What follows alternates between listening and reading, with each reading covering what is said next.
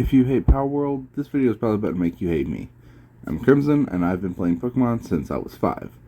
I love the first 5 generations of Pokemon. Everything after that has felt the same to me and stale. And Palworld to me feels like a breath of fresh air.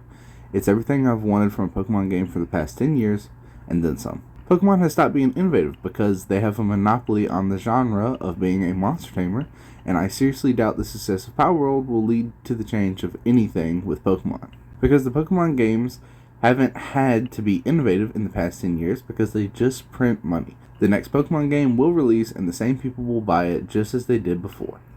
With all that being said, the TLDR of my review is it's great. It's free on Game Pass, it's free on PC Game Pass, and it's on Steam for $30. And if you want to wait for more fixes before you get the game, since the game is pretty buggy because it's in alpha, that's fine. But this game is fantastic, and I can't wait to see what the future holds for it. Now, let's hop into the controversies around Palworld. AI. This argument has zero credibility. I think this sprung from people thinking that all the pals are similar to Pokemon, so the idea is that they prompted the AI to make, say, Cinderace, but as a grass type. But I hate to break it to you, these models were not made in AI.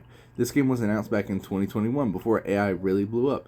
And sure, they are a Japanese company, so there's a chance they had access to something we didn't know about. So there's a chance that this actually happened, but there's zero evidence of it.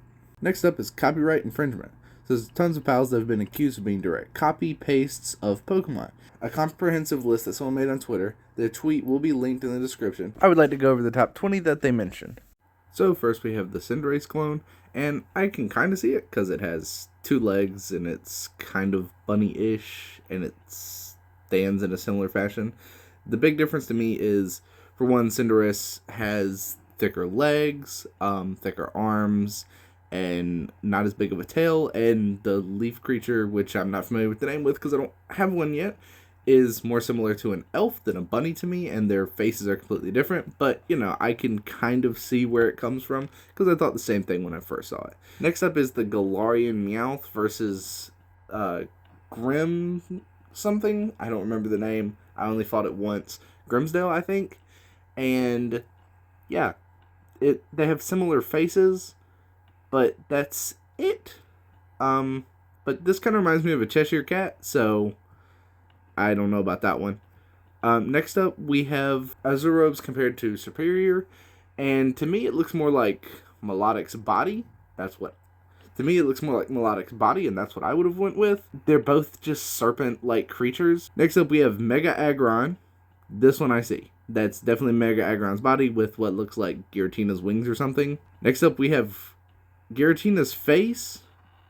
This one I don't see. Not even in the slightest. Next up, we have the Garchomp model, which reminds me of Toxtricity, according to Cecilia, and I kind of see a similarity to Toxtricity, just in, because it's electric, probably. But as far as Garchomp, Garchomp doesn't have fingers. They both have toes, which isn't that crazy. They both have things on the side of their head, different eyes, different colors, not even the same shape remotely. They're just hunched over like Garchomp. Silvally body, I do see this one, but also I believe that this creature is based off of some mythological creature. So I think that Silvali's model probably has the same inspiration that this thing had, which I haven't even seen before. Next up, we have Sobble, and I think this is Clawfish. For me, it's the fin, but that's it. This more so looks like Clodsire. Shaman's body, yeah, sure, but it's just a hedgehog or a porcupine. Yeah, as far as body, it's a hedgehog. It's not that wild, not that deep. Next up is the second form of Fennekin versus this thing. Yeah, sure, they're both firefoxes that are magical. But as far as, actual looks, I don't see it, even in the slightest. Lamball and Wooloo, they're both sheep, and they're both circular. Crazy concept. Next up, we have Luxray. Yeah, they look a little similar, but also they have different ears. It's not crazy to do the whole, one color going down the middle of the face thing. They're both yellow, but that's a shiny Luxray. Next up is the Eevee one. Yeah, that's Eevee, 1000%. Lycanroc, Pokemon doesn't own the rights to wolves. Natu is based off of real things, so I think that that one's a bit of a stretch. Tinkaton, absolutely not. They're just small and pink. Both of them. There's nothing else in common. Electabuzz, yeah, Electabuzz with Gengar's smirk.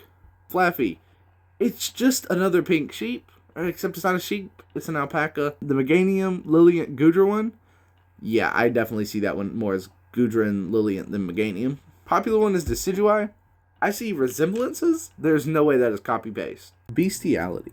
I'm not sure where this came from unless it's from this tweet, but I take this tweet as a joke, and on top of all the game mechanics, it technically already has sex, as seen in the picture here.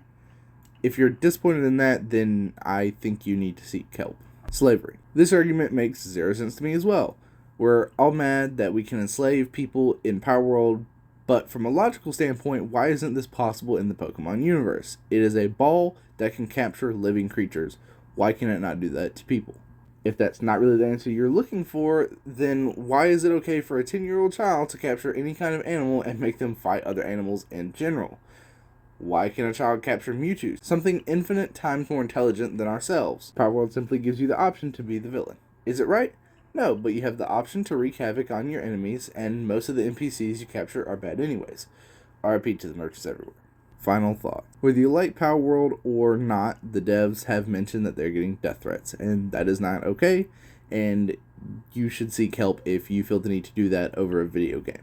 Pals were not made by AI. Some of these models were heavily inspired by Pokemon, I'll give it that. Which makes sense, because it's the best performing monster tamer and the first of its genre. It kinda has it figured out, even though it's not innovative. It's got good bones. The game doesn't have bestiality that seems to be a joke, and finally slavery. As bad as it seems, you don't have to do that to progress in the game. The game is a choose-your-own adventure, and you aren't required to participate in slavery. As far as the animal abuse goes, which I didn't mention as a specific topic, in the game, pals have jobs. Have you ever watched Pokemon?